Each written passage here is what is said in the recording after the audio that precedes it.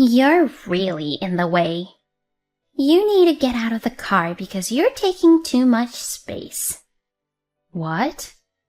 I couldn't believe my ears when my mother-in-law said that. Ava agreed with my mother-in-law. I know, right? I was at the end of my patience. Okay, then you can do whatever you want from here on out. I got out of the car, and then Ava and my mother-in-law smiled with a triumphant look on their faces. After that, my mother-in-law called me on the phone. Please, come back here right now. My name is Amelia. I am a 34-year-old office worker. My husband, James, and I have been married for 2 years. We met at a party thrown by a friend. I've been working hard and haven't had much time for relationships. So I had not had a boyfriend for a while, and before I knew it, I was 30 years old. My friend was worried about me and invited me to a party. There I met James, who was the same age as me. Since James and I were the same age, we had a lot in common, and we had a lot of fun talking. We started seeing each other occasionally and started dating. He was kind, funny, and entertained me on our dates by making all kinds of date plans. When I was with him, I was laughing all the time, and my cheeks and stomach muscles felt like they were about to cramp. Our relationship progressed, and after 2 years, we decided to get married. Usually you meet each other's parents when you tell them you're getting married, but I had already met his parents when we were dating. Since he lived with his parents, he would sometimes invite me over to their house for dinner. So I already knew them well. They were very kind to me, and treated me like a real daughter.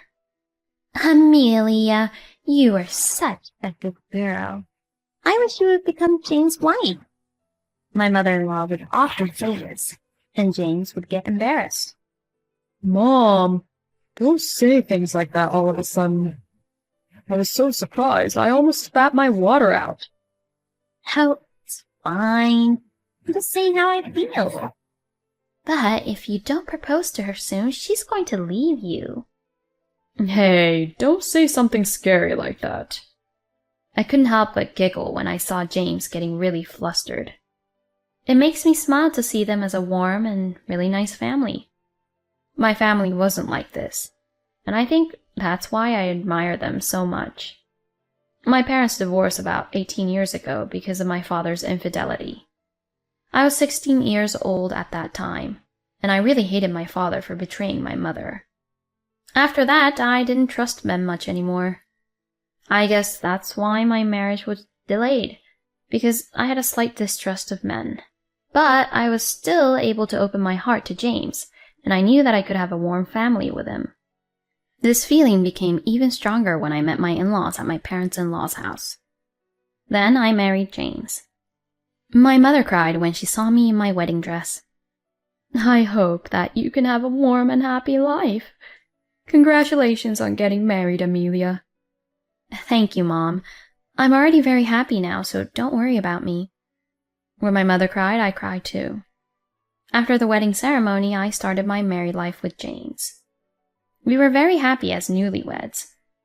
I was very happy to be in the same house with James every day, to sleep at night, and to wake up in the morning with him next to me. If I had one complaint, it was that I had to do more of the housework than he did. James can't cook at all because he's lived at home all his life. I told him to give it a try, but he was even more clumsy than I thought he was, and I thought there was going to be some kind of accident, so I decided that I would be in charge of the cooking. But it was hard to come home and cook dinner when I was very tired after working late. To be honest, it sometimes annoys me that James comes home earlier than me and I have to cook dinner while he's lying on the sofa watching TV in my sight. Still, James never complains about my cooking, and he doesn't complain when I work late and cook dinner late, which I appreciate. Even though we are a couple, we are both human beings, so we have our flaws and things that we don't like about each other. I thought that if we were happy for the most part, we would be a good match. So I think that my marriage with James has been more of a happy one. James is still a funny guy and we have the same interests in TV shows, so We don't have to fight over the channels. We were happily married for the next 2 years. 2 years passed, and we were still living the same life as before, until one day, James suddenly suggested this to me. I think it's time we live at my parents' house. What? I couldn't understand what James was saying at first. What do you mean? Does that mean you want to move in with your parents? I asked in surprise, and James laughed and said, What else could it mean? Huh? Are you serious? James was a little miffed at my reaction. What, you don't like it? Oh, it's not that. It was too sudden. I was just in shock. Did your mother suggest this? Well, yes, but it's something I've been thinking about for a while. After we spent some time together as a married couple, we'd move back in with my parents. But I had no idea that James was thinking of such a thing. And I had no idea that his in-laws were planning to move in with us, too. If that was the case, he should have told me before we got married. But my in-laws are very kind, and I've been visiting them regularly since we got married. They treated me well each time, and I didn't mind living with them that much. Well, I would have liked to have a little more time alone with my husband, though. I agreed to move in with my in-laws. James was very happy we moved as soon as possible. I look forward to living here. I'm glad you're here, Amelia. Please come in and put your things away. All righty. I grabbed my luggage and followed my mother-in-law. This is your room starting today. What? It was a small room which seemed to be used as a storage room. Here? Yes. Do you have a problem with it? My mother-in-law looked at blankly and asked me this. I was even more surprised to see my mother-in-law looking at me like that. Oh, well, aren't James and I going to be in the same room? He has his own room. There's no room for all your stuff. Well, you can sleep in his room at least. I'll do that. I could not hide my confusion because my mother-in-law had lost all of her gentle atmosphere.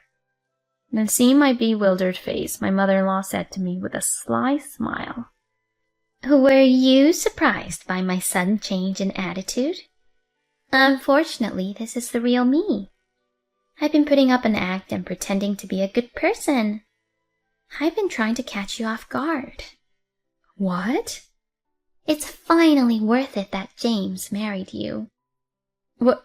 What do you mean? You'll find out later. My mother-in-law was smiling wryly. I became anxious about my future life living in this house. And the next day, it began. Amelia, how long are you going to stay in bed? Hurry up and get up and do the housework. My mother-in-law yells at me to wake up. The time is 4 o'clock in the morning. When I was puzzled as to why I had been woken up at such an early hour, my mother-in-law ordered me to leave the garden, prepare breakfast, and pack lunch for my husband. I couldn't refuse her, and did as I was. I worked hard all morning and was exhausted by the time James and my father-in-law woke up. My mother-in-law would complain to me, What's the matter with this food? It doesn't taste very good. Or, You really are a terrible cook. I looked at James and my father-in-law to ask them for help, but they both looked at me like they didn't know me, and I despaired. At this point, I wondered if I was being forced to live with my in-laws to be treated like a slave. No, I was almost certain of that. I had already resigned from my job at the time of moving in with my in-laws, after James has urged me to quit my job. This meant that I would have to be a stay-at-home mom doing housework all day long under my mother-in-law's watchful eye. James probably discussed this with his mother to have this happen. When I realized this, I despaired. I had no idea that James and my in-laws had colluded to do that. My mother-in-law made me work all day long as if she had found herself a slave. If she didn't like something, she would complain about it until she got her way. When she got tired of it, she would make me do all the hard work while she lounged on the couch. I was extremely angry to see my mother-in-law lying down comfortably while I was so exhausted. But if I tried to complain, my mother-in-law would get very angry with me. So I had no choice but to obey my mother-in-law. But anyway, I asked James that night to find out what was really going on. "Hey, your mother has been very rude to me. Did she propose moving in with you in order to bully me from the beginning?" Well, now that I think about it, it was too direct a question, but I still had to confirm it with James. But James' eyes widened and he got angry. Huh? What the hell are you saying? Do you think I told my mom I wanted to move in with her so that she can do whatever she wanted with you? No, that's not what I meant. That's outrageous. Are you messing with me? Hold on. That's not what I wanted to say. James wouldn't listen to me, no matter how hard I tried to clear up the misunderstanding. And it was only after that James began to speak harshly to me too. You're right, Mom. Amelia's cooking is terrible. I get that you used to work, but now that you're a housewife, you're going to have to make something a little more decent. Yeah, exactly. You're a useless housewife. That's how my mother-in-law and James got together and abused me. I instantly wanted to move out of the house, but I was unemployed and retired, so couldn't leave so easily. Then my mother-in-law and James continued to abuse me, and a month had passed after moving in. And then another person appeared in front of me who frustrated me even more. It was my sister-in-law, Ava. Ava got married before James and I did, and I already had 2 children. But when she heard that James and I had moved in with my parents-in-law, she started coming over to get me to babysit her kids. I'll leave it to you again today. Eva brought her children here, and my mother-in-law accepted it as a matter of course, but of course I was the one who took care of the children. Ava's children are 5 and 4 years old, both boys, and they are very naughty, and it is really hard to take care of them. On top of that, I have to do all the housework, so no matter how much energy I have, it's not enough. I was exhausted, both physically and mentally, from being pushed around. And in the midst of all this, my in-laws planned a family vacation. They wanted to celebrate my mother-in-law's 60th birthday in a big way. I thought I would be staying at home, but my husband appointed me as the driver. Dad isn't allowed to drive because of his leg injury last year, so you have to drive. Neither Mom nor Ava have a driver's license. I wanted to stay home alone if possible, but if I refused, there would be trouble later, so I had no choice but to obey. 1 month later, the day of the family trip to celebrate my mother-in-law's 60th birthday has arrived. The destination was a resort, a few hours' drive away. We left early in the morning and I drove the car. My in-laws were sleeping in the back seat while I drove. I managed to suppress my frustration and drove for a while, and about 2 hours passed. James woke up and said, I need to go to the bathroom and get something to eat, so stop somewhere. I wanted to say, don't order me around, but I had no choice but to find a store and stop. My in-laws all probably would go to the bathroom or something as well. I thought I'd take a nap in the meantime, but only my father-in-law and James got out of the car. My mother-in-law and Ava stayed in the car and asked James to get them a drink. The most troublesome people were left in the car, and my mother-in-law and Ava had been asleep the whole time, so they were wide awake now. They took this opportunity to curse at me. You're a terrible driver. I couldn't sleep well at all. Stop lying, you were sound asleep. Your snoring was so loud. You can't do your chores, you can't drive. You're useless. I mean, why are you even driving? You're really in the way. You need to get out of the car because you're taking too much space. What? I couldn't believe my ears when my mother-in-law said that. Ava agreed with my mother-in-law. I know, right? Get out already. I was at the end of my patience, and I thought, this is my chance. If I were to leave now, they would be very troubled. Okay, then you can do whatever you want from here on out. I got out of the car, and then Ava and my mother-in-law smiled with a triumphant look on their faces. They probably hadn't made a reservation for me at the resort anyways. I immediately hitchhiked away from the place. It was a bit dangerous, but I wanted to get away from there as soon as possible. Later, my mother-in-law called me multiple times. Since I was in someone else's car, I completely ignored the call. After that, the phone rang a lot, but I continued to ignore it. And when I got back to my in-laws' house a few hours later, I finally picked up the phone. Hello, what's wrong? Why didn't you pick up the phone? Where are you? I'm at home. Huh? What are you doing? What do you mean? You're the one who kicked me out of the car. I only came home because you kicked me out. When I said that, my mother-in-law went silent.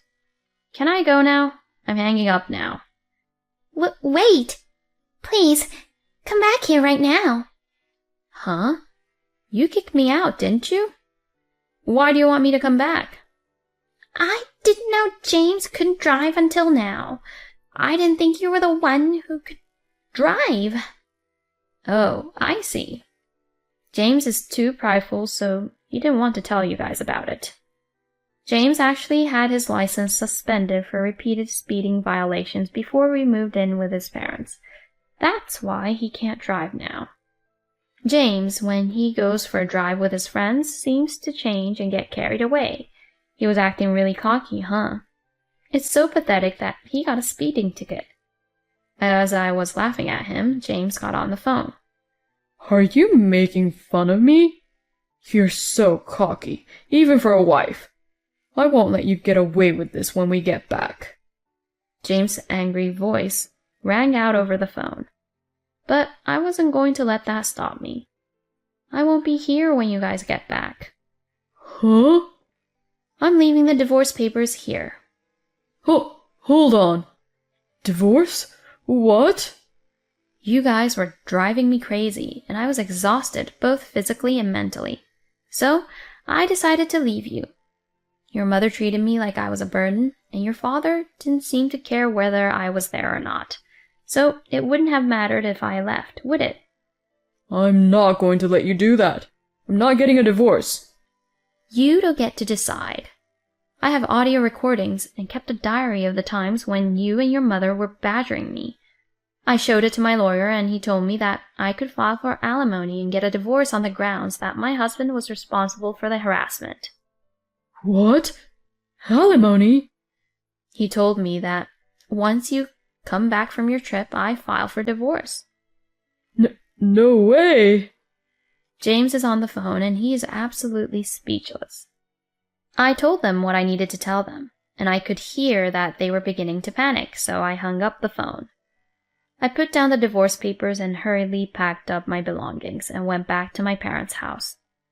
I had told my mother everything on the phone on the way back from my trip, and she said it was the right thing to do to get rid of them, and allowed me to come back. After returning home, I immediately contacted a lawyer. I had them prepare for the divorce process as soon as possible. I was getting tons of phone calls and texts from James and my mother-in-law, but I ignored them. The messages said, "We had to hire a chauffeur to drive us to our destination on short notice, and it cost me a hell of a lot of money. And what are we going to do on the way home?" I could tell they were in trouble, and I thought to myself, that's what they get. After that, I immediately filed a divorce suit against James through my lawyer, and I also demanded for compensation for the moral harassment. I sent a content-certified letter to James' workplace, and he immediately responded. According to my lawyer, James was angry that people at his workplace found out about it, because I sent it to his office, but that was also part of my plan. I had heard rumors that James had a reputation at work as a loving husband, so I decided to let them know, including a warning that he was a liar, and that he should beware of him. As a result, I was able to get a divorce and alimony was paid. I heard that James is now getting cold stares from people at work because of this incident, and he is feeling a bit ashamed. But he can't quit his job because he has to pay the alimony. My ex-mother-in-law had to do housework again because she didn't have me to do the work anymore, and Ava still came to their house to ask them to take care of her kids, which resulted in my ex-mother-in-law getting a bad back. Since then, she has had to go to the hospital because of her back problems. Also, Ava was having an affair. It was discovered that she had left her child with her parents in order to go on dates with other men during the daytime. Her husband divorced her and demanded alimony. Ava turned to her parents for help, but her mother was furious with Ava because she hurt her back taking care of her children that she had left with her to go on dates. James texted me and asked me to get back together with him, but I blocked his number and ignored it. Right now, I am living with my mother and found a new job, and I am doing well. I'm not looking for a relationship or marriage for a while, so I'm going to cherish the time I get to spend with my mom now.